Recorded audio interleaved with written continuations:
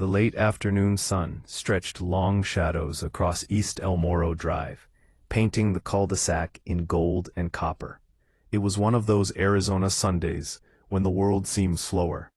Children pedaled their bikes between driveways, the distant scent of barbecue drifted lazily through the air, and neighbors waved casually as they watered lawns. For most, it was peace. For Anthony Durand, however, it was the beginning of something he'd never imagined, a battle to prove that he truly belonged in his own home. Anthony had lived here for nearly a decade. A skilled electrician by trade, he had saved for years to purchase the two-story brick house that stood proudly on its corner lot. Every Saturday morning, neighbors would see him kneeling in the yard, hands in the soil, arranging the landscaping with meticulous care. His truck, with his business logo faded on the side, was as much a fixture of the street as the row of mailboxes that lined the curb. His wife, Charlotte, had become a familiar face too, always waving as she jogged in the mornings, sometimes carrying homemade soup to an ill neighbor. Their presence wasn't new.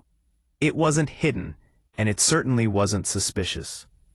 Yet that afternoon, Lorraine Pritchard, chairwoman of the HOA board, made it her mission to challenge all of that. Lorraine had earned a reputation over the years: sharp sunglasses, a clipboard never far from her side, and a belief that order mattered more than community warmth. To some, she was necessary, a guardian of the rules that kept property values intact. To others, she was intrusive, a watchdog who mistook control for leadership. Anthony had just finished installing a new keypad lock on his front door. It was a small upgrade, something to give his family added security after a string of package thefts in nearby neighborhoods. He stepped back, admiring the fit, when the sound of heels clicking against pavement broke his concentration.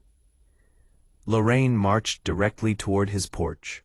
Her lips were pressed tight, her steps brisk. Before Anthony could greet her, she reached forward and wrapped her hand around the new doorknob. The sight made his chest tighten. "Lorraine," he said firmly, though not yet angry, "what are you doing?" Her head turned only slightly, eyes narrowing at the lock. "Checking. That wasn't here before. For all I know, this property could be abandoned, or worse, broken into." Anthony blinked in disbelief. "I live here. You know that." Charlotte's voice drifted from inside the house. She had been peeking through the blinds, sensing tension. "What on earth is going on out there?" "HOA business," Lorraine snapped, as though the phrase gave her all the authority she needed. She tugged harder at the knob, then pulled a phone from her handbag. Anthony's stomach dropped as he recognized the screen. She was dialing 911. "Are you serious?" he muttered. Charlotte opened the door and stepped out, arms crossed tightly. "Lorraine, if you think we don't belong here, you've completely lost touch with reality." Lorraine lifted her chin, her finger hovering over the call button. "For your safety, ma'am, please step back inside." Anthony let out a bitter laugh. "For her safety? That's my wife you're talking about." Already the sound of bikes skidding to a halt echoed down the street. Children stopped their play, curiosity drawing them closer. Curtains fluttered as neighbors peered out. The cul-de-sac, usually indifferent, was becoming an audience. Anthony tried again, lowering his tone. "Lorraine, you've lived here long enough to know who I am. You've seen me mow this lawn. You've borrowed jumper cables from me. Why are you doing this?" Her voice was rigid. "We have procedures. I can't risk being wrong." Charlotte's reply was sharp as glass. "What you're risking is humiliating yourself in front of this entire neighborhood." But Lorraine's thumb pressed down, and the dispatcher's voice filled the air. She reported Anthony as a suspicious man at 4022 East El Morro Drive, someone she didn't recognize. Every word carried across the lawn like a public indictment. Neighbors gathered in clusters, whispering. Mr. Johnson leaned casually against his mailbox, watching like it was theater. The Reynolds family stood with folded arms, their children wide-eyed. Even the kids who had been pedaling bikes now sat on the curb, helmets still strapped on, mesmerized by the drama unfolding before them. Anthony's jaw clenched. His home, his door, his family. Yet one woman's suspicion had the power to brand him an outsider. He felt humiliation sting deeper than anger. This wasn't a stranger accusing him. It was a neighbor, someone who had accepted his kindness before. Charlotte squeezed his arm. "Don't let her get under your skin." "I'm not trying to," Anthony replied, his voice low. "But this is crossing a line." Lorraine moved a few steps away, finishing her call with hushed urgency, words drifting just loud enough for the crowd. "Man on the porch says he lives here. Don't buy it." Anthony shook his head slowly. "This is ridiculous. When they get here, you'll regret this." And as if on cue, the faint rumble of tires broke the silence. A patrol SUV turned the corner, its lights glinting under the fading sun. Conversations cut off instantly. Children backed away. Neighbors who had been bold suddenly pretended to busy themselves. Anthony squared his shoulders, preparing for the indignity of proving he belonged. But when the deputy stepped out, sunlight catching his badge, recognition flashed across the young man's face. His voice, calm yet pierced with disbelief, carried across the yard. "Dad?" The single word cracked through the tension like thunder. Gasps spread through the crowd. Lorraine froze, sunglasses hiding her eyes, but not her shock. And in that moment, the story shifted. The deputy's voice echoed like a spark catching dry brush. Neighbors who had leaned in with suspicion now stood rigid, stunned. Anthony's own breath caught, his chest tightening, not because he hadn't recognized his son, but because of what that recognition meant in this moment. Officer Marcus Garand was tall, broad-shouldered, with the same sharp jawline as his father. Fresh out of academy, he carried himself with the upright posture of someone who still believed the badge meant something sacred.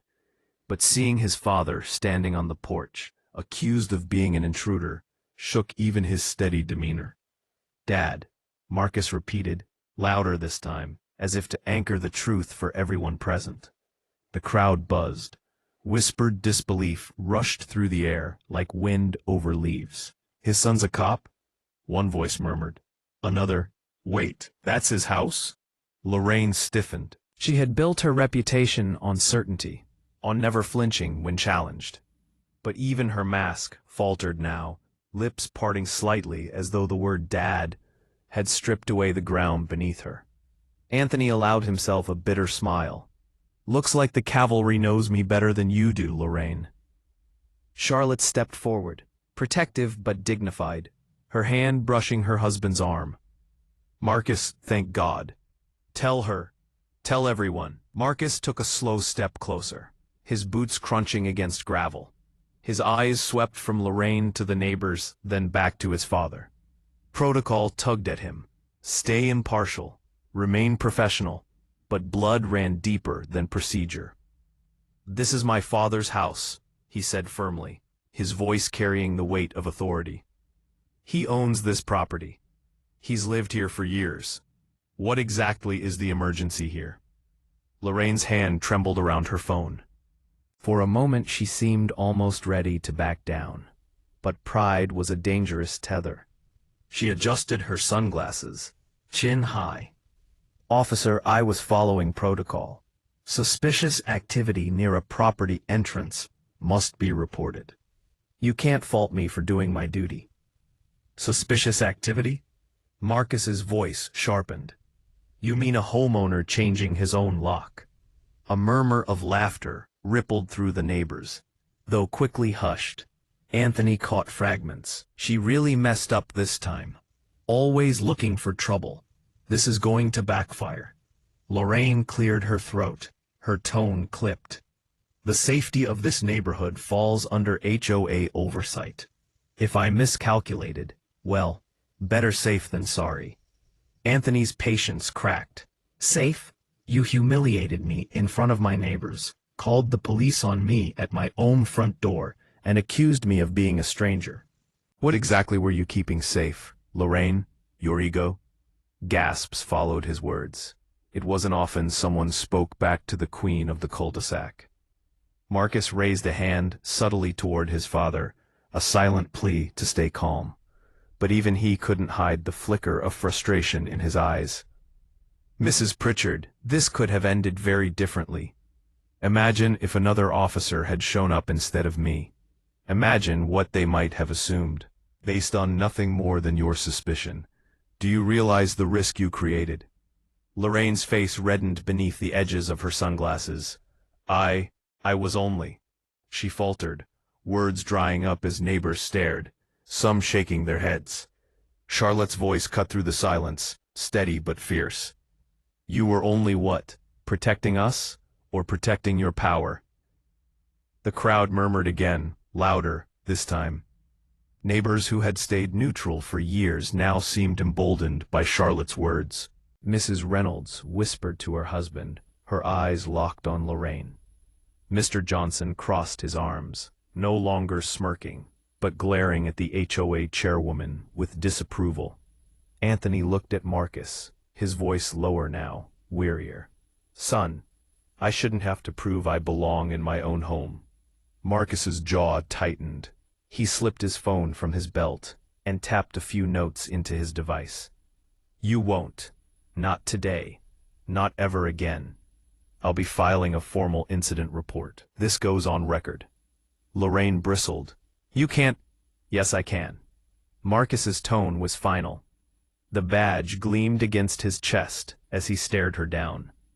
And if the HOA thinks harassment counts as oversight, they'll learn otherwise.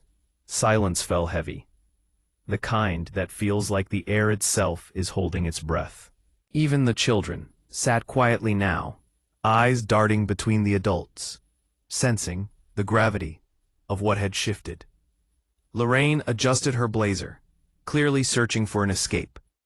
Perhaps we overreacted. Let's not blow this out of proportion. Don't think we'll forget it, just because you want to sweep it under your perfect lawn.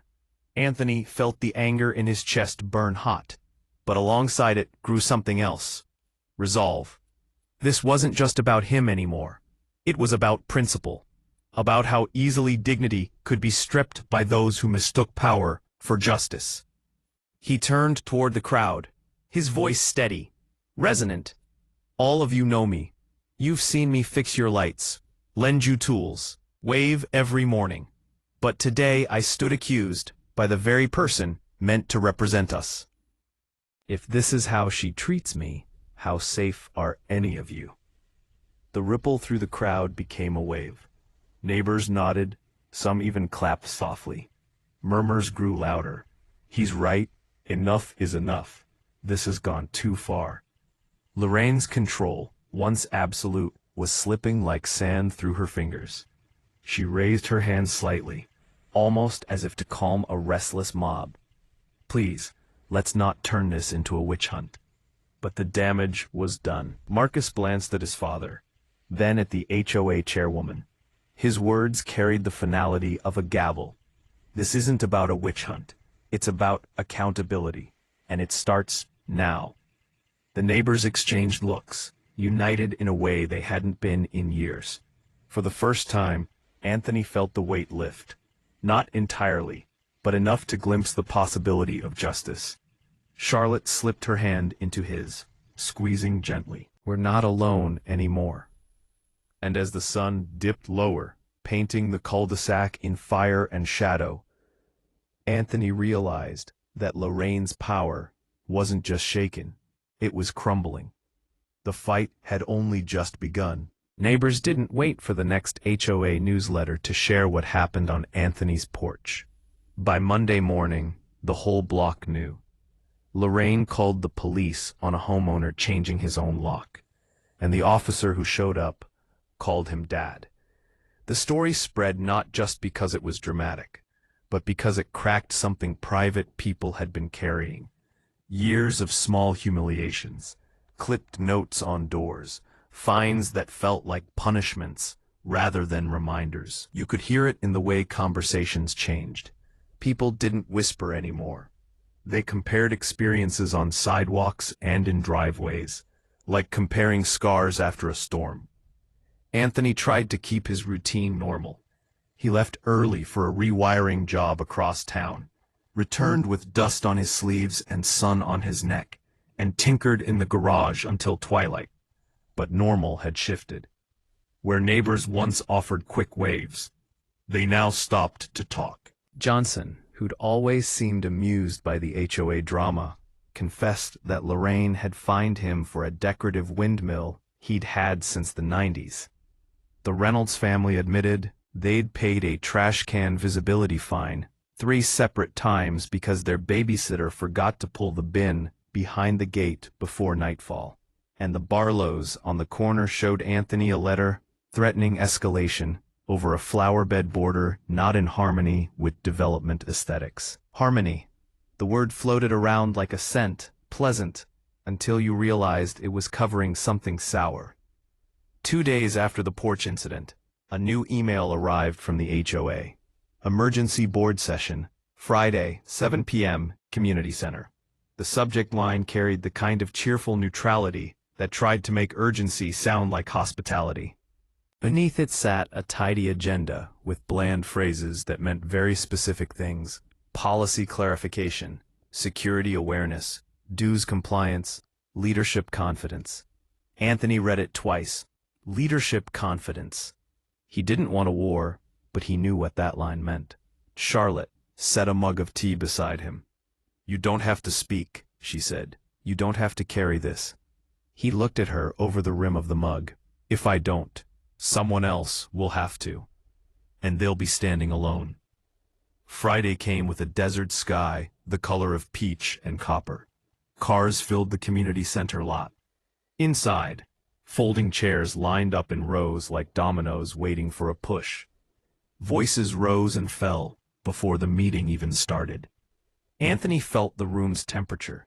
Low hum of fans, the sugar-sweet smell of store-bought cookies on a long table, the electricity of expectation. Lorraine stood at the front with 2 board members flanking her, all 3 wearing expressions that wanted to look neutral and instead looked carved. She opened with grace notes. "Thank you all for coming. It's good to see such engagement. It shows how much we care about our neighborhood." Her voice had the kind of polished brightness of someone who knew they were on camera, even if no camera was visible. "There's been confusion this week. I want to address it in the spirit of clarity and care." A hand shot up. "Pamela from Elm Court. Before you clarify, will you apologize?" Murmurs. Lorraine didn't flinch. "I'll walk through events and policies first, then we can." "No," Pamela said, surprisingly steady. "Just asking if there's an apology coming." Lorraine's smile thinned. "Let's proceed." She launched into policy language, citing clauses and subsections. Community vigilance, authorized presence, reasonable suspicion. She spoke as if reading from a hymnal. At the end, she called the porch incident an unfortunate misunderstanding and a predictable outcome of a rapidly changing security landscape, which was a long way of saying she wouldn't own it. Anthony stood when she finished. He didn't raise his voice. He didn't need to. "I change my own lock on a Sunday afternoon. I get reported as a stranger at my own front door."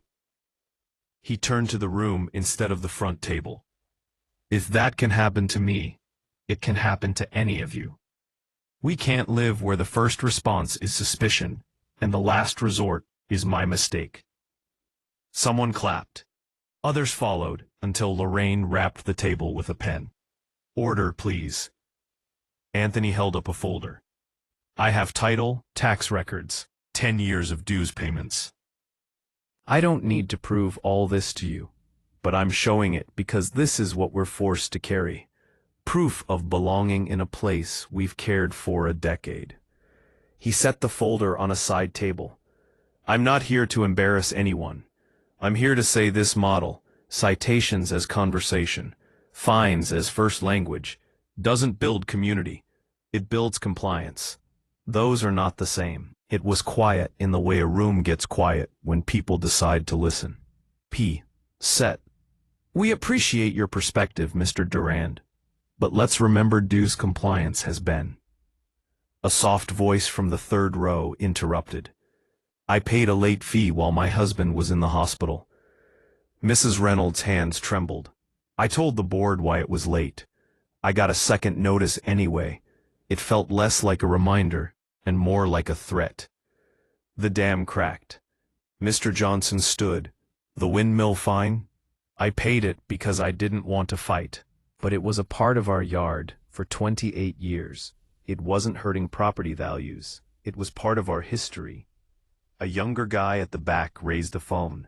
I got dinged for parking my work van overnight after a 16-hour emergency job. Not in harmony with residential character. I keep the lights on for people on this street. The board members shifted in their seats. Lorraine's polished calm showed its seams. Then Marcus, the deputy, walked in through the side door in uniform. He hadn't planned to speak. You could see that in the way he scanned the room, trying to gauge whether stepping forward was a mistake. But the room turned to him instinctively. He cleared his throat. I'm not here in any official capacity, he said quickly. I'm here as a neighbor, and as a son who responded to a call at his father's house. The air tightened. Lorraine folded her hands. I've been taught, Marcus continued, that authority is measured by restraint. You use it when you must, and you hold it when you can. If your first tool is escalation, you're not keeping people safe, you're keeping them small. He paused, searching for words that wouldn't scorch anyone and still carried heat. I love this street. I grew up watching block parties and learning how to fix a leaky hose from the guy 2 houses down. What I saw this week wasn't safety. It was fear with paperwork. He stepped back. The room exhaled. Charlotte reached for Anthony's hand. A hand rose near the front. Not an ally, a man Anthony didn't know well. Pressed shirt, precise hair. So what's the ask, he said. We dump the HOA? We let anything go? I bought here because I wanted standards. I don't want boats on lawns or purple houses. Anthony nodded. Same. Standards matter. But standards and suspicion aren't twins. We can measure grass height without measuring each other's worth. We can fine for violations without fining dignity. The man hesitated, then gave a small, reluctant shrug. Fair. Lorraine sensed the room drifting and reached for the anchor she knew. Process. Fine. Let's be procedural. There's a motion on the agenda. Leadership confidence. We'll entertain comment, then a vote. If there's dissatisfaction, we can discuss adjustments. Reforms. Reforms. The words sounded like a new coat of paint on a cracked wall. Pamela stood again. I move for a vote to restructure the board with independent oversight and an interim chair. Tonight. The room stirred. Someone seconded before Lorraine could object. The bylaws guy at the end of the table flipped pages, frowning, then reluctantly nodded. Permissible with 2/3 present. Then what added dialogue flashed sharp and quick. Some pleading for patience, others insisting patience was how they got here. Through it, Anthony stayed still. He hadn't asked for this, but he wouldn't step back from it, either. Then, when the vote came, hands rose like a tide. Not unanimous, not a mob. A clear majority that said, we want to be neighbors again. The decision landed, with a soft, irrevocable thud. Lorraine's poise held for a beat too long, then cracked microscopically at the corners. She smiled, thin, professional, brittle. Understood, we'll initiate transition protocols. Pay. Anthony knew that tone. He'd heard it in supervisors who lost a contract and said, Good game, while already looking for appeals. This wasn't over for her. Not in her mind. People stood, talking in low, excited voices. Some hugged. Others lingered, as if unsure whether to celebrate yet. Marcus clapped Anthony's shoulder. "You didn't swing once," he murmured. "You just stood." "Standing's harder than swinging," Anthony said, and meant it. On their way out, a woman Anthony barely knew stopped him near the cookie table. "I kept my head down for years," she said, voice small. "Thank you for making me raise it." Outside, the evening had cooled. Crickets had started their chorus. Charlotte slipped her arm through Anthony's. "We should expect the quiet to be noisy for a while," she said. "Yeah," he replied, "but it's our quiet." As they reached their driveway, a crisp white envelope sat on the welcome mat. No stamp, no address. Inside, a single photocopy of a bylaw clause, highlighted, with 3 words scrawled in neat, narrow letters at the bottom. "We're not done." Charlotte looked up at him. "She's going to fight this." Anthony folded the paper once, then again. "Then we'll fight fair. In the open. With everyone watching." He slipped the paper into the same folder where he kept the title, the tax records, the dues receipts. Not as ammunition, but as a record of what it cost to belong and what it took to make belonging mean something again. The days after the emergency vote felt strangely heavy. The neighborhood seemed quieter, but not with peace. More like the stillness of a chessboard after someone had moved their queen. Everyone waited to see what Lorraine would do next. Anthony noticed little things first. A black SUV parked too long at the end of the cul-de-sac. The HOA bulletin board, usually filled with flyers for yard sales and lost pets, now carried a crisp notice typed in small bold print. "Leadership transition in process. Members should remain patient as the board evaluates next steps." That phrase, "evaluates next steps," rang like a warning bell. Charlotte tried to distract him, urging him to focus on work and family, but even she admitted the air had changed. Neighbors spoke with cautious optimism, but their smiles faltered when conversation drifted to Lorraine. They had watched her retreat, yes, but they also knew her privately. Lorraine wasn't the kind to retreat and lick her wounds. She was the kind to regroup. By Wednesday evening, the first sign of her regrouping appeared in Anthony's mailbox. A thin envelope, no return address, with a single printed sheet inside. Unauthorized alterations to personal property create liability for the entire community. Pending review, property access may be restricted. The language was vague, intentionally so. Anthony showed it to Marcus, who stopped by after work, still in uniform. Marcus scanned the page and whistled. "She's poking at you," he said, "trying to make you look like a risk." Anthony frowned. "But what does restricted access even mean?" "It means she's fishing," Marcus replied, "and hoping you'll snap." Anthony folded the letter slowly. "Then we don't give her that satisfaction." But deep down, he knew Lorraine wasn't just throwing out threats. She was laying groundwork. 2 nights later, Anthony returned home from a late shift to find Charlotte waiting on the porch. She looked rattled, holding her phone in one hand. "What happened?" he asked, alarm rising. She turned the screen toward him. A video was playing on a neighborhood Facebook group. Shaky footage of Anthony hauling lumber out of his truck, taken from across the street. The caption read, "Unsafe construction activity, possible violation of HOA bylaws. Who's watching this?" Anthony's jaw tightened. The video had been filmed the previous weekend when he repaired the fence behind his house. It wasn't unsafe. It wasn't unauthorized. It was his own property. Charlotte whispered, "She's trying to turn the whole neighborhood into her cameras." Anthony felt the heat in his chest, the urge to march across the street and demand Lorraine stop. But Marcus's warning echoed in his head, "She wants you to snap." Instead, he called Pamela. Within minutes, half a dozen neighbors joined a late-night group chat. Some had already seen the post, others hadn't, but their responses were quick. "We know what this is.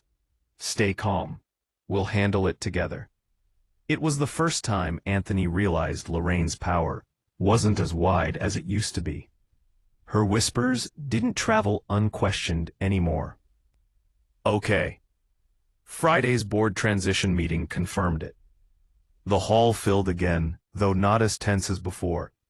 Lorraine wasn't officially in charge, but she still sat in the front row, clipboard balanced on her lap like a sword resting in its sheath. The interim chair, a soft-spoken retiree named Glenn, opened with formalities. He tried to set a tone of unity, but Lorraine interrupted within minutes. "This board cannot function without enforcement authority," she declared. "If we allow selective compliance, we might as well abandon order entirely." Anthony raised a hand. "Order isn't the issue. Trust is." Lorraine shot him a look sharp enough to cut glass. "Trust doesn't pay for landscaping. Trust doesn't keep property values high. Rules do." Murmurs rippled through the crowd. Some nodded. Others shifted uncomfortably. Pamela stood. "No one is saying we abandon rules. We're saying the rules should serve us, not strangle us."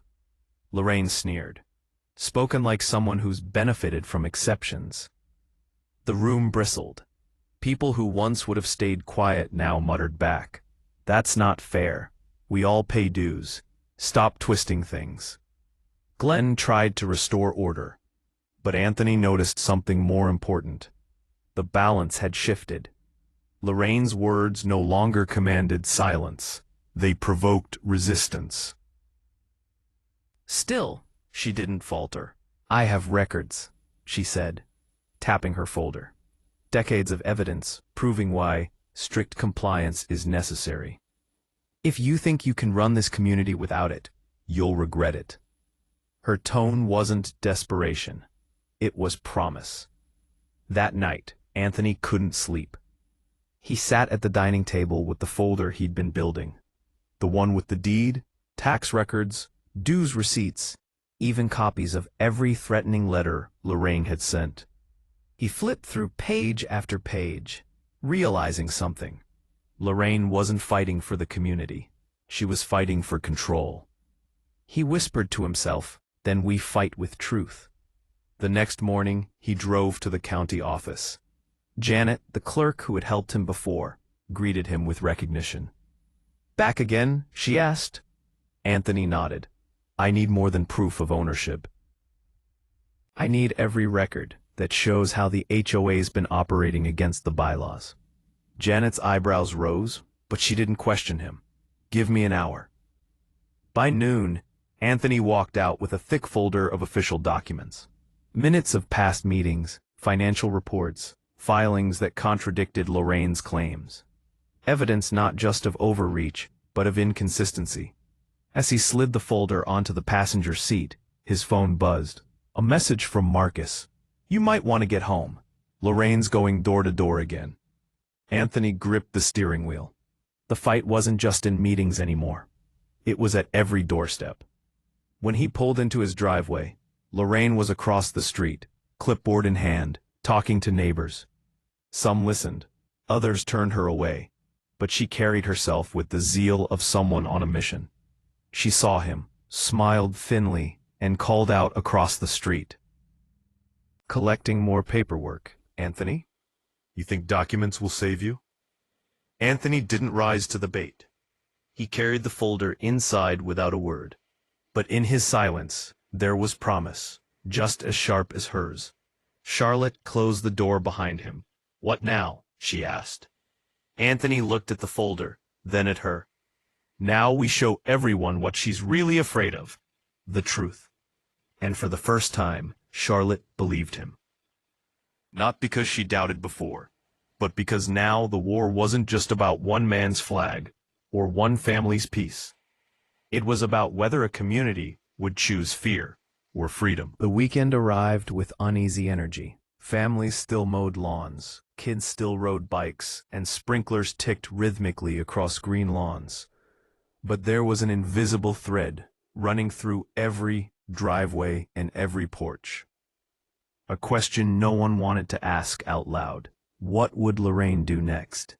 And what would Anthony's response mean for all of them? On Saturday morning, Anthony sat on the porch with his coffee. Max, the old retriever, lay at his feet, ears twitching at every sound. Across the street, Lorraine's blinds were half closed, a shadow occasionally moving past them. She was planning something. He didn't need to see the details to know. Charlotte joined him, wrapping a shawl around her shoulders even though the air was warm. "You feel it too, don't you?" she asked. Anthony nodded. "She's not done. She's just choosing the next battlefield." They didn't have to wait long. By noon, another letter appeared, slipped under their door without so much as a knock. This one was longer, dressed in legal phrasing that clearly wasn't written by Lorraine alone. "Pending review by legal counsel, your continued resistance to board authority may result in suspension of community privileges, including, but not limited to, pool access, voting rights, and communal property usage." Charlotte exhaled sharply. She's lawyering up. Anthony turned the letter over, studying the watermark on the paper. Or pretending she is. Either way, she's trying to scare us. Max barked suddenly, ears up. Anthony stepped outside and saw her again, Lorraine, across the cul-de-sac, speaking to a small group of neighbors. This time, however, she wasn't waving her clipboard like a weapon. She was passing out pamphlets. Charlotte whispered, "She's campaigning." Anthony clenched his jaw. Pamphlets meant she was taking the fight public, not just to the board, but to every resident she could corner. That afternoon, Pamela stopped by with her usual warm smile, but worry in her eyes. She carried one of the pamphlets Lorraine had handed out. Anthony unfolded it carefully. It read, "Without firm leadership, our neighborhood risks decline. Unauthorized flags, unchecked property changes, and divisive behavior threaten everything we've built. Don't let one person's defiance undo decades of order." Charlotte muttered, "She's painting you as the villain." Pamela nodded. "She's stirring fear. Some people will buy it. But others, they're tired. You've seen that." Anthony rubbed his forehead. "Tired isn't enough. They need proof. They need to see her for what she is." He went inside and pulled out the folder he'd collected from the county office. Dozens of documents, each one contradicting Lorraine's claims, each one showing the cracks in her empire. He spread them across the dining table like a general laying out battle plans. Charlotte traced a finger over one page. "If people saw these—" "They will," Anthony said firmly, "but not as counterattacks. They'll see them when the time is right, when everyone realizes the choice is theirs, not hers." End question. That evening, Marcus dropped by, still in fatigues from duty. He leaned over the table, eyes scanning the paperwork.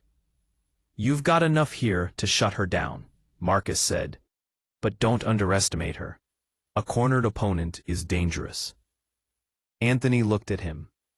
"I know, but what choice do we have? She's already poisoning the well. If we stay quiet, her story becomes the truth." Marcus straightened.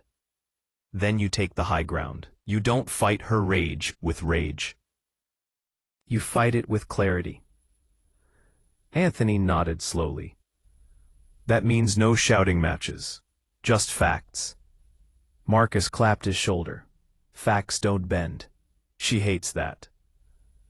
On Sunday morning, Anthony and Charlotte attended the neighborhood's casual brunch event by the lake.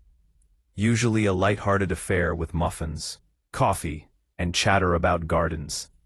This one carried heavier undertones. Conversations hushed as they arrived, some neighbors offering nods of support, others avoiding eye contact. Pamela waved them over. "I saved you seats." As they sat, Anthony noticed Lorraine on the far side of the pavilion, surrounded by a few loyal followers. She looked composed, smiling at remarks, passing more pamphlets like they were invitations to an exclusive club. Halfway through the event, she stood and raised her voice. "Friends, can we talk honestly? We've all seen what's happening. A single homeowner is rewriting the rules without accountability. If we allow this once, what stops it from happening again? Do we want chaos on our street?" Murmurs rippled. Anthony could feel eyes turning toward him. He inhaled deeply, then stood slowly, calm in every movement. "With respect," he said, voice steady. "No one here wants chaos. But the truth is, the rules are supposed to protect us, not imprison us. I've read the bylaws. I've read the deeds. The flag I raise, the repairs I make. They are my right. And what I hold here." He lifted a folder page high enough to show the official seal. "Proves that. Not hearsay, not threats. Proof." The pavilion quieted. Neighbors leaned closer, whispers shifting into thoughtful silence. Lorraine's eyes narrowed. "Documents don't change the fact that you are undermining the spirit of this neighborhood." Anthony met her gaze evenly. "The spirit of a neighborhood is people, not paperwork. Respect, not fear. Trust, not intimidation. If anyone doubts me, I invite them to read these records themselves." He placed copies of the documents on a nearby table. For a moment, no one moved. Then Pamela walked up and picked one up. Soon others followed. Pages rustled, eyes scanned, and murmurs shifted from uncertain to outraged. Not at Anthony, but at Lorraine. Charlotte whispered, "They see it." Anthony remained calm, but inside, a weight eased. The truth had begun to breathe.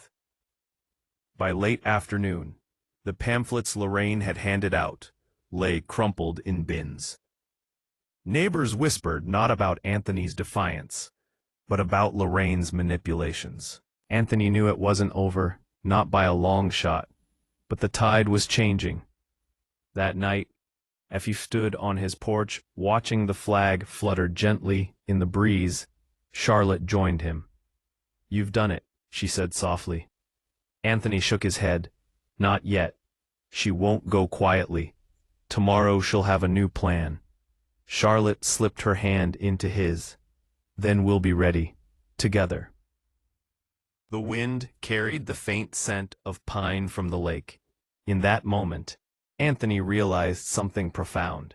This wasn't just about one family's fight against one woman. It was about an entire neighborhood deciding what kind of place they wanted to live in.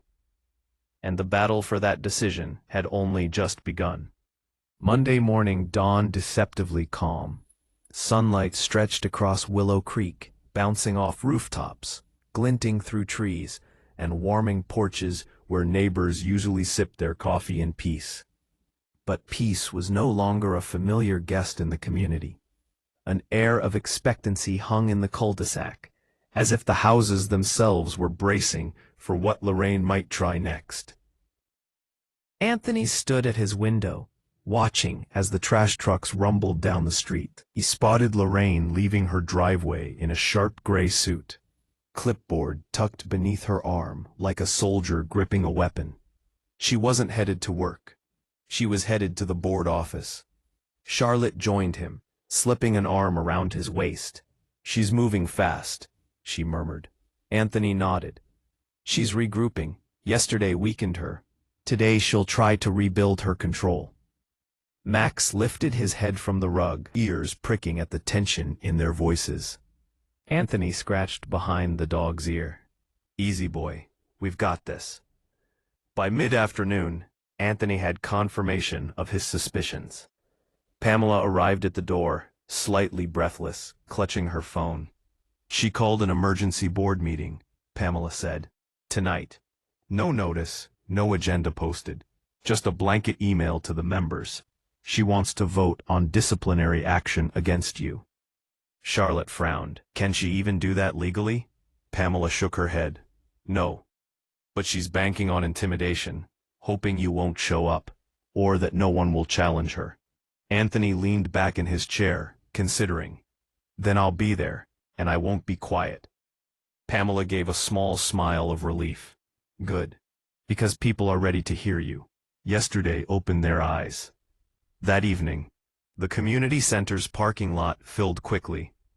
Cars lined the street, headlights glowing in the dusk, as residents gathered in small clusters, voices hushed but urgent. Some carried copies of the documents Anthony had shared.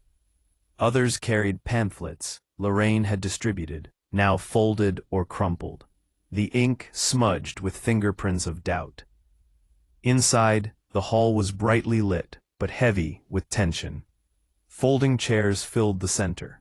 The long table for the board set at the front. Lorraine sat in the middle, chin lifted, her suit jacket crisp, clipboard at the ready. Her loyalists flanked her, but Anthony noticed how thin the ranks looked compared to a week ago. Charlotte squeezed his hand before they entered. Stay calm. Let her unravel herself. Anthony gave a single nod. The meeting began with Lorraine tapping her gavel sharply. This emergency session is to address the ongoing non-compliance of Mr. Anthony Williams. His actions undermine the board's authority and set a dangerous precedent for the entire neighborhood. Gasps rippled through the room. A few muttered agreements, but others shook their heads. Anthony stood, waiting for silence. His voice was calm, steady, deliberate. With respect, Lorraine, my actions are not about undermining anyone. They are about protecting my rights as a homeowner and neighbor. The documents I've shared prove that my choices, raising a flag, repairing my property, are within the legal limits set long before this board existed. Lorraine slammed her clipboard shut. Legal limits? The spirit of this community is order. Without firm leadership, we fall into chaos. Anthony's eyes swept the crowd. Order is not fear. Leadership is not control. A neighborhood thrives on trust, not threats. Pamela rose from her seat. He's right. We've all felt the fear. The endless fines, the notes left on doors, the intimidation. That's not leadership, Lorraine. That's tyranny. Whispers grew louder, voices shifting into support. Lorraine's face flushed. I will not be disrespected. This board exists because of people like me who care enough to maintain standards. Without me, this place falls apart. Anthony stepped closer to the front, his presence calm but unyielding. Then let the people decide. If they believe you're protecting them, they'll stand with you. But if they believe you've crossed the line, then your authority is no longer theirs to give. The room fell silent. For a moment, the only sound was the faint hum of the overhead lights. Then slowly, one man stood. I vote with Anthony. Another voice followed. So do I.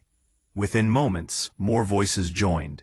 Some hesitant, others firm. It wasn't an official vote, not yet. But it was a wave, a public declaration Lorraine could not ignore. Her knuckles whitened on the gavel. This is not how procedure works. Anthony met her glare. Sometimes procedure is just another word for control. What matters is the will of the people in this room. The board meeting dissolved into chaos. Lorraine shouted over the crowd, trying to regain control. But the tide had shifted. Neighbors demanded transparency, demanded answers about fines, about rules created without consent. Anthony watched, silent now, as her own supporters turned restless. Charlotte whispered at his side, "You didn't need to shout. You just had to hold steady." Pamela smiled faintly. She's unraveling herself. Lorraine finally slammed the gavel again, her voice cracking. This meeting is adjourned. She stormed out. papers spilling from her clipboard as the crowd murmured, some following her with eyes full of suspicion, others shaking their heads in disgust. Later that night, Anthony and Charlotte sat on their porch once again. The stars glittered faintly above, the air heavy with the scent of freshly cut grass. Max lay stretched out, finally at ease after the long evening. Charlotte leaned against him. "You didn't just defend yourself tonight, you gave them courage." Anthony took a slow sip of water. Courage they already had. They just needed to see they weren't alone. Pamela stopped by briefly, her face glowing with relief. "She won't recover from this easily. People are talking about electing new leadership, about rewriting the rules. You've started something, Anthony." He looked out at the quiet street, the houses standing still under the starlight. "I didn't start it," he said softly. "The neighborhood did. I just refused to let her silence me." That night, as he finally went inside, Anthony realized something profound. This fight wasn't just about Lorraine. It was about every voice that had been stifled, every neighbor who had paid fines in silence, every family that had swallowed resentment for the sake of peace. And now, for the first time, peace seemed possible, not through silence, but through unity. Yet he knew Lorraine wasn't finished. Someone like her never accepted defeat easily. The next move would come, and when it did, he would be ready. The next morning carried a strange hush, almost deceptive in its calm. Birds sang, the sun painted rooftops gold, and children's laughter floated faintly from the park down the block. To an outsider, Willow Creek looked picture-perfect, untouched by conflict. But inside every house, conversations buzzed. Neighbors whispered over breakfast tables. Phones lit up with group chats, and doorbells chimed as people leaned in to trade thoughts face to face. Anthony sensed the shift immediately. When he stepped out to retrieve the morning paper, two men across the street raised their hands in a quiet salute of support. Down the block, a woman pushing a stroller slowed just long enough to give him a nod of solidarity. These were gestures they'd been too afraid to make a week ago. Charlotte joined him on the porch, steaming mug in hand. "They're rallying," she said softly. "Even if they're not saying it out loud, they're choosing sides." Anthony nodded, the weight of responsibility pressing heavier on his shoulders. He hadn't asked to lead a rebellion, but the moment demanded it. That afternoon, Pamela stopped by with news. She looked both excited and wary. "Lorraine's calling another meeting," Pamela said, her voice edged with frustration. "This time it's not just the board, it's for the entire neighborhood. She wants to prove she's still in control." Charlotte frowned. "Did she send notice?" Pamela shook her head. "Barely. A vague email. Mandatory neighborhood gathering. Attendance required. She's desperate." Anthony exhaled slowly. Desperate people are dangerous. She'll try to twist this into a spectacle. Pamela leaned forward. "That's why you need to be there. People trust you now. They need your calm voice when she tries to turn up the heat." Anthony looked out the window, watching Max chase a squirrel along the fence line. "I'll be there, and I won't let her rewrite the truth." The evening of the gathering arrived like a storm. Residents poured into the community hall, their voices low, their faces tense. The fluorescent lights hummed overhead, amplifying the uneasy energy. Lorraine stood at the front, her suit sharper than ever, makeup flawless, clipboard gleaming under the lights. Her allies clustered around her, like soldiers circling a commander. Anthony entered quietly, Charlotte at his side. The murmurs grew louder. Eyes followed him, some filled with relief, others with curiosity. He could feel the weight of expectation pressing down like a physical force. Lorraine struck her gavel hard against the table. "Order! This meeting will come to order." The crowd quieted, though unease lingered. She began, her voice sharp and commanding. This neighborhood has thrived under discipline, under structure, under my guidance. But recently, certain individuals have chosen to defy our rules, to spread lies, to create chaos. Her eyes darted toward Anthony. We cannot allow disorder to destroy what we've built. Murmurs rippled through the crowd, but not all were in agreement. Anthony rose slowly, his calm presence drawing every gaze. Neighbors, we all know why we're here. It's not about one flag, one paper, or one decision. It's about whether this community belongs to all of us, or just to one person's clipboard. The room stilled. His words, steady but firm, carried more weight than Lorraine's gavel. Lorraine's face darkened. Don't be fooled by his charm. He hides behind speeches, but his defiance puts us all at risk. Without rules, we invite chaos. Pamela stood suddenly, cutting her off. Chaos didn't come from Anthony. It came from fear, from fines, threats, and humiliation. We've lived under it too long. Others began to murmur, voices rising. She's right. We're tired of this. Enough is enough. Lorraine slammed her gavel again. Silence, she barked, her voice cracking. But the command no longer carried the same weight. Entered the present problem. Anthony stepped closer to the front, his voice even. Lorraine, rules are meant to guide, not suffocate, while holding us hostage to your power. Then came the breaking point. From the back, a man raised his voice. My family paid 3 fines in 1 month for flowers planted outside the fence line. Do you know what that did to us? His voice trembled, raw with anger. You didn't protect us. You punished us. Another voice joined. She fined me for leaving my trash cans out for 10 extra minutes. 10 minutes. Soon, voices overlapped, anger spilling into the open. Years of bottled frustration burst free, pouring into the hall like a flood no gavel could stop. Lorraine's eyes widened. She slammed her clipboard on the table. This is insubordination. You're all breaking the rules that keep us safe. Anthony held up his hand, not to silence them, but to steady the storm. His voice cut through the noise with calm strength. Neighbors, this is your voice. Don't let it be stolen. Tonight, let's decide if we stand for fear or for freedom. A hush fell again. Someone shouted from the crowd, vote. Yes, let's vote, another echoed. The chant spread like wildfire. Vote, vote, vote. Lorraine's face turned ashen. This is not a sanctioned election, she snapped. But it was too late. The will of the people surged stronger than her clipboard, stronger than her rules.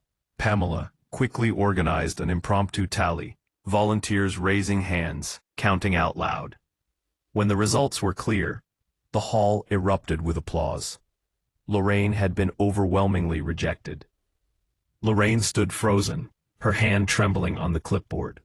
For years, her authority had been unchallenged, her power unquestioned. Now in one night, it had been stripped away, not by Anthony alone, but by the collective voice of the community she thought she controlled. You'll regret this, she hissed, her voice trembling with fury. Without me, this place will collapse. Anthony met her gaze evenly. Maybe, or maybe it will finally learn to stand on its own 2 feet. The crowd erupted again, this time with cheers. Neighbors hugged, clapped, even wiped away tears. The chains of fear had been broken. Later that night, Anthony and Charlotte walked home under the soft glow of street lamps. Max trotted happily at their side, sensing the shift in energy. Charlotte whispered, "You did it." Anthony shook his head. "No, they did it. All I did was remind them they had a choice." Pamela caught up to them briefly, her face glowing with pride. Lorraine won't let this go quietly. But tonight, We prove something important. Fear doesn't own us anymore. Anthony nodded slowly. And now we'll have to protect that freedom, because she won't stop until she has nothing left to cling to. Charlotte glanced at him, her hand tightening around his. Then we'll face whatever comes, together. As they turned onto their street, Anthony looked back at the houses, once silent, now alive with voices and laughter spilling into the night. For the first time since moving in, Willow Creek felt less like a battlefield and more like a home. But deep down, he knew, Lorraine was far from finished. The celebration in Willow Creek didn't last long. For a few days, neighbors lingered outside, smiling, waving, even daring to share conversations that once would have been whispered. Kids played longer on the sidewalks, people planted flowers without fear of citations, and families breathed easier knowing the clipboard no longer hovered over them. But beneath the newfound freedom, a quiet tension remained, like thunderclouds waiting on the horizon. Lorraine had vanished from the spotlight. She skipped her usual morning patrols, ignored the chatter at the cafe, and stayed behind closed blinds. For many, her absence felt like peace. But for Anthony, it was unsettling. He knew people like Lorraine didn't simply fade away. They regrouped, they plotted. Charlotte noticed his unease one evening as they sat on the porch. "You keep watching her house," she said softly. Anthony sighed. Silence from someone like her isn't surrender. "It's strategy." Pamela, who had joined them with a glass of iced tea, leaned forward. "Word is, she's been making phone calls. Legal ones. Counsel, lawyers, even a few old HOA contacts from other neighborhoods. She's trying to find a way back in, the second part." Anthony's jaw tightened. "Then, we can't let our guard down. The community has tasted freedom, but she'll try to claw it back, one way or another."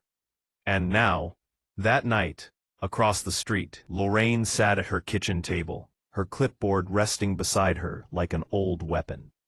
Pages of notes filled with phone numbers, dates, and scribbled strategies sprawled across the table. Her once perfect handwriting was jagged, frenzied. She muttered to herself, "They think they can humiliate me? Strip me of authority?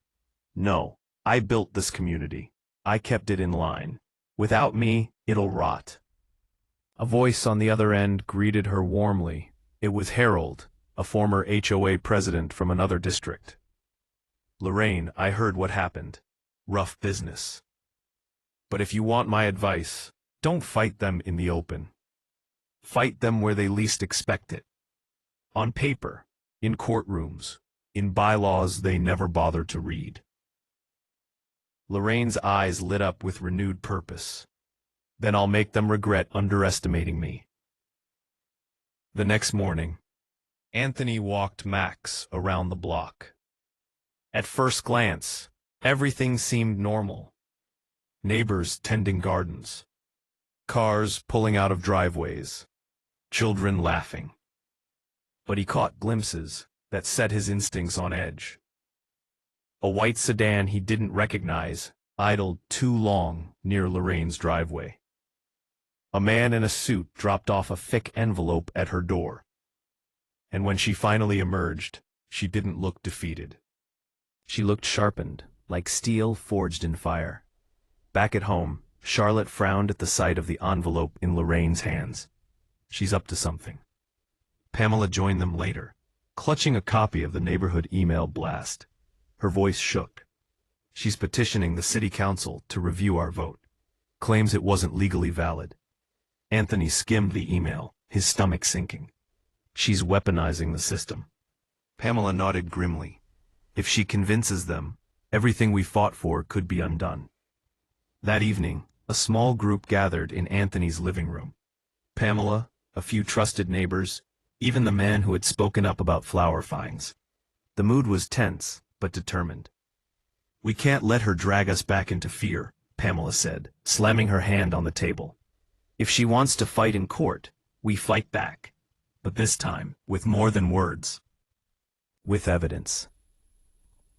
Anthony agreed. Every fine, every unjust action, every intimidation, document it. If she wants to use the system, we'll turn it against her. Neighbors began sharing stories. One pulled out a folder of fines with dates and photos attached. Another showed emails filled with Lorraine's threats. Pamela produced a stack of notes she'd kept over the years, every incident logged in careful detail. As the pile grew, Anthony realized something powerful. Lorraine's greatest weapon, her obsession with documentation, would become the very thing that destroyed her. And Pamela produced a stack of notes, photos and videos, every incident logged in careful detail, and one major body, one single figure, held in place of Lorraine's trademark. To her, it was just another battlefield. One evening, she stood in front of her mirror, rehearsing. I am the rightful guardian of Willow Creek. Without me, there is no order. Without me, there is chaos. She clenched her fists, convinced her words would echo once more in halls of power. But outside her house, neighbors whispered. They saw the shadows of her visitors, the deliveries of legal documents, the late-night lights in her office. For every move she made in secret, their suspicion deepened. Or, the confrontation came sooner than expected.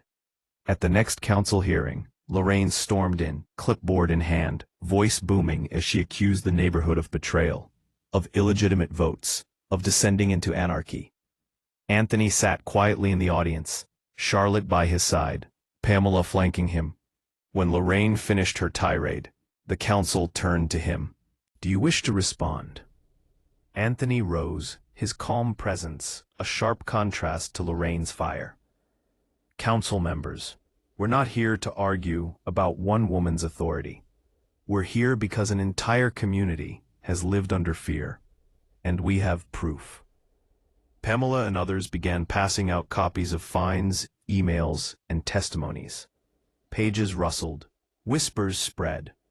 Lorraine's eyes widened as her own words, once weapons, now turned into evidence against her. The council members flipped through the stacks, their expressions shifting from curiosity to concern to outright disapproval. One cleared his throat.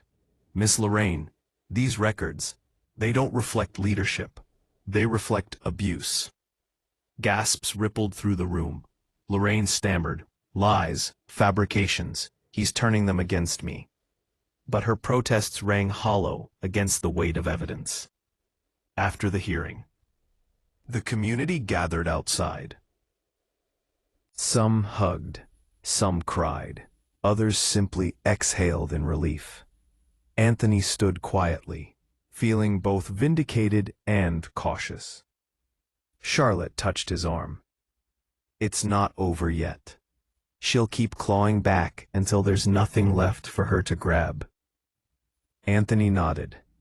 I know, but every time she pushes, we'll push back harder.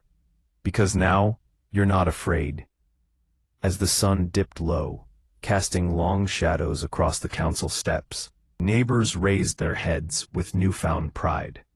The fight wasn't finished, but for the first time, it no longer felt like one man standing against Lorraine. It felt like an army of voices rising together. And Lorraine, watching from the shadows, clutched her clipboard tighter. Her empire was crumbling, but she refused to let it fall without one last war. The days following the council hearing were strangely quiet. Lorraine had been humiliated in public, her tirade dismantled by the mountain of evidence Anthony and the neighbors had brought forward. Yet silence from her was never a good sign. Anthony could feel it, the way one senses a storm even before the sky turns gray. Lorraine wasn't defeated. She was retreating, sharpening her claws for something more personal. Charlotte noticed it too. She hasn't come outside in 3 days, she whispered one evening as they watched the empty driveway across the street. No patrols, no shouting, no emails, just nothing. Anthony exhaled slowly. That's not surrender, that's planning. The plan revealed itself sooner than expected. One morning, Charlotte opened the mailbox to find a glossy flyer tucked between bills. Across the top in bold letters, "Is your neighbor really who he claims to be? PP." Beneath it, Anthony's picture, his work photo, cropped and shadowed to look sinister. The text accused him of fraud, suggested he falsified his property deed, even hinted at undisclosed criminal activity. PP. Charlotte gasped. "She's trying to smear you. PP." Anthony scanned the flyer, his jaw tightening. "She's moved from rules to character assassination. PP. P." Within hours, more neighbors had copies stuffed into their mailboxes. Pamela stormed over, waving the paper. "She's out of her mind. This is slander. PP." Anthony forced a calm tone. "That's exactly what she wants. Anger, chaos, fear. But we won't stoop to her level. PP." Still, the damage began to ripple. Neighbors whispered when Anthony passed. Some, emboldened by Lorraine's lies, avoided eye contact. Others offered hesitant smiles, unsure what to believe.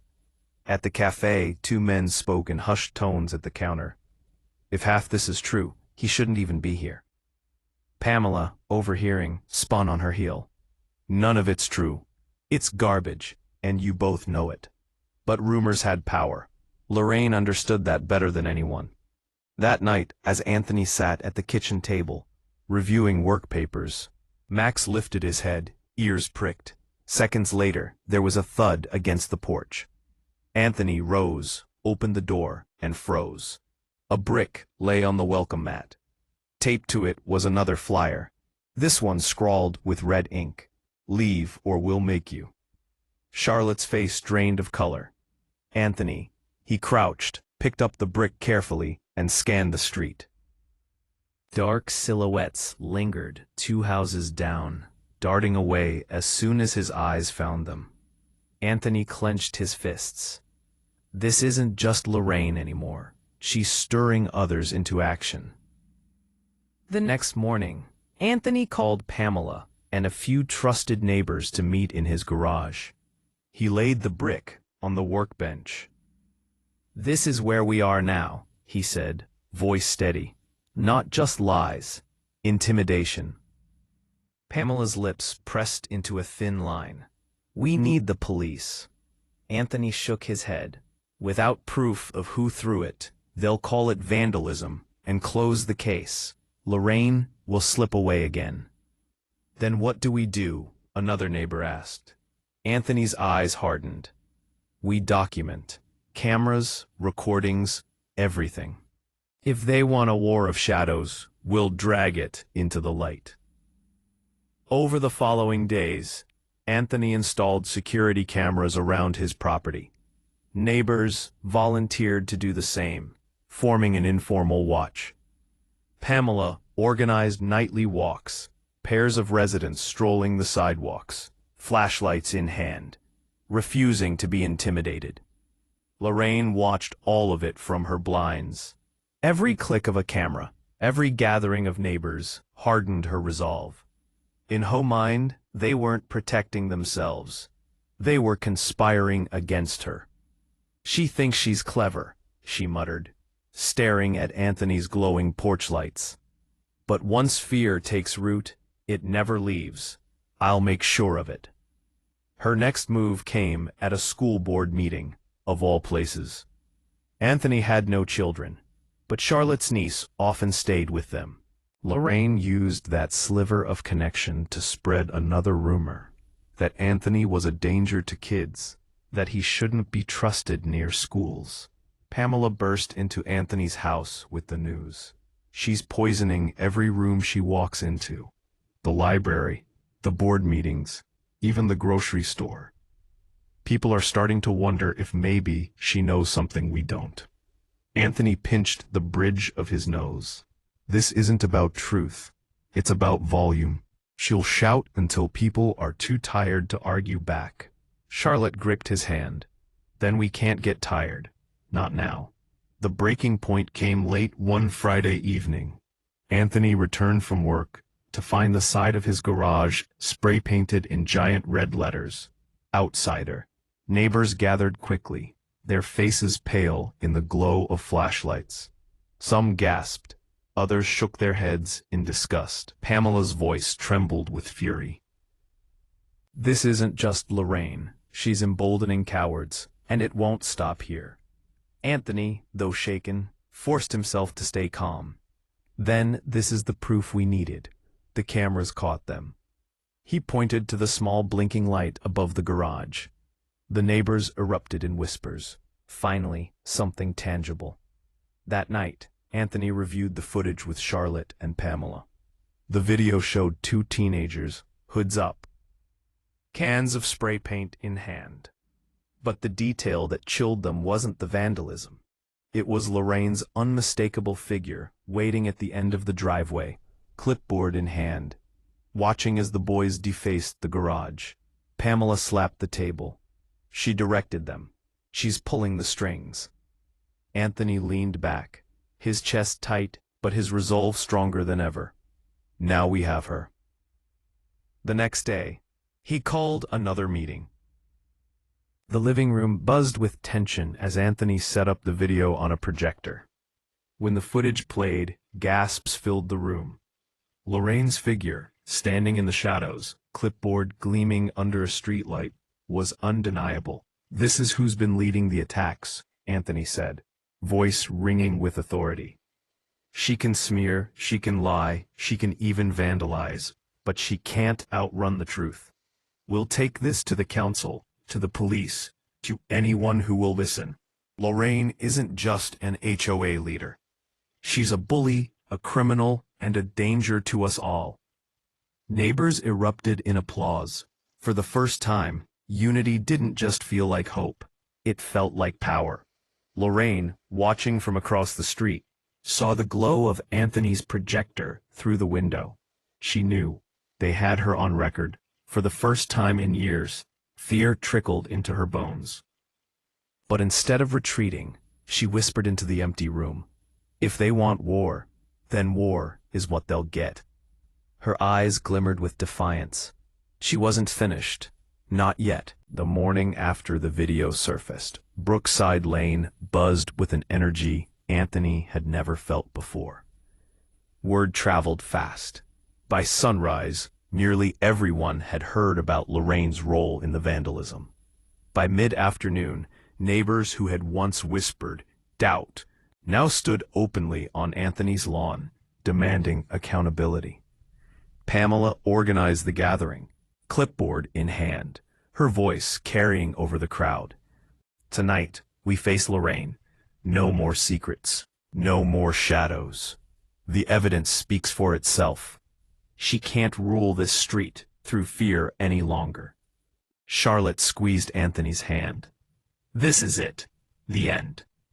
Anthony nodded, his heart heavy but steady, one way or another. As dusk fell, the community hall filled faster than anyone expected.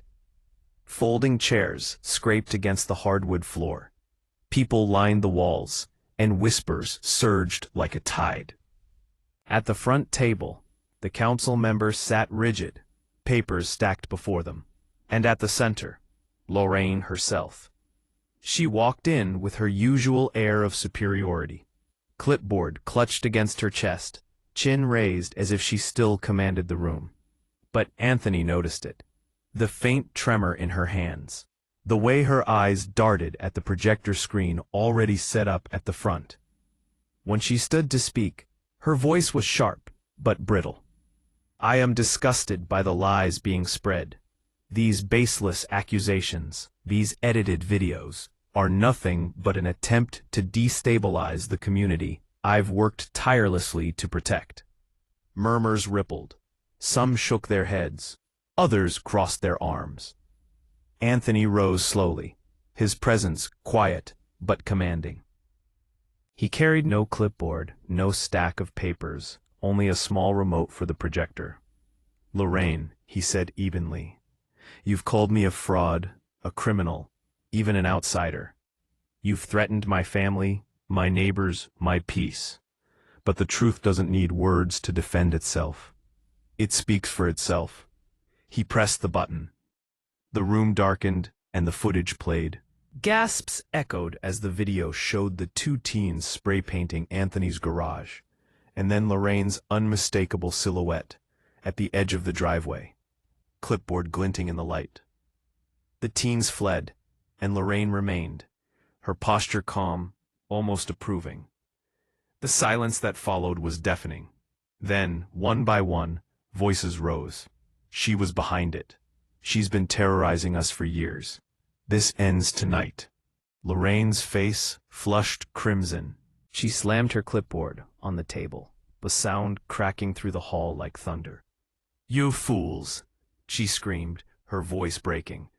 "You think you're free without rules? Without me, this neighborhood will collapse. Trash on the sidewalks, weeds in the yards, strangers taking over, chaos." Pamela stood, fire in her eyes. "No, Lorraine. Without you, we have community. We have trust. We have peace." Applause erupted, rolling through the hall like a storm, breaking free. But Lorraine wasn't finished. She grabbed the microphone, her voice trembling with fury. "This is mob rule. I'll fight this. I'll take every one of you to court if I must." Anthony stepped forward, his voice calm but ironclad. "Then you'll be fighting with the law itself. Because this," he gestured to the screen, "is evidence. Not rumor, not slander. Evidence. And it will not go away." For the first time, Lorraine faltered. Her eyes flickered across the crowd. Faces that once nodded obediently now stared with anger, disappointment, even disgust. Her power had cracked, and the pieces scattered across the floor where she could never gather them again. The council chair, a quiet man who had often yielded to Lorraine's dominance, finally stood. His voice was steady, resolute. "By unanimous agreement, the board hereby suspends Lorraine Rowland from her role as HOA president, effective immediately." Gasps filled the room, followed by cheers, then thunderous applause. Neighbors hugged, some even cried, as years of pent-up tension finally broke loose. Lorraine, pale and trembling, clutched her clipboard to her chest as though it were a shield. Her lips moved, but no words came. Slowly, she gathered her things and walked toward the exit. For the first time in her reign, no one moved aside to let her pass.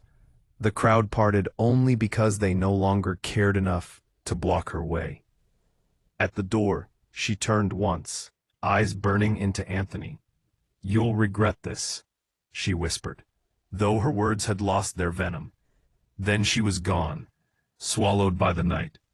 Outside, neighbors spilled onto the street, their voices bright with relief. Porch lights flickered on, children played under the fading sun, and laughter, real, unguarded laughter, returned to Brookside Lane for the first time in years.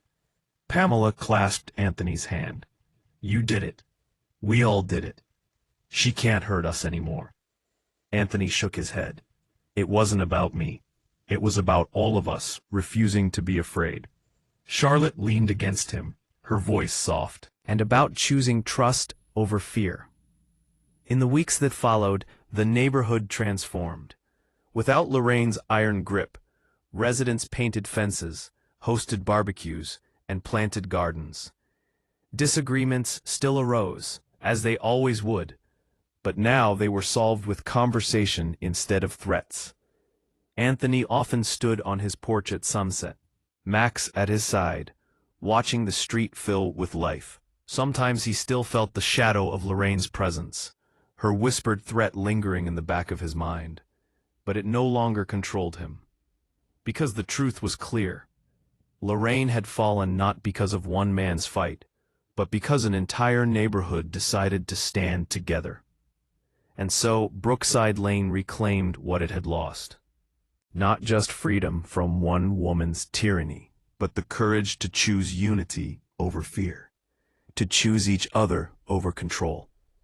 For Anthony, it was never about winning. It was about belonging. And now, at last, he had found it. Thank you so much for watching. If you enjoyed this story, make sure to turn on the notification bell so you don't miss our next video. Like this video to support the channel. Share it with friends who love powerful neighborhood stories. And don't forget to subscribe for more dramatic tales like this one.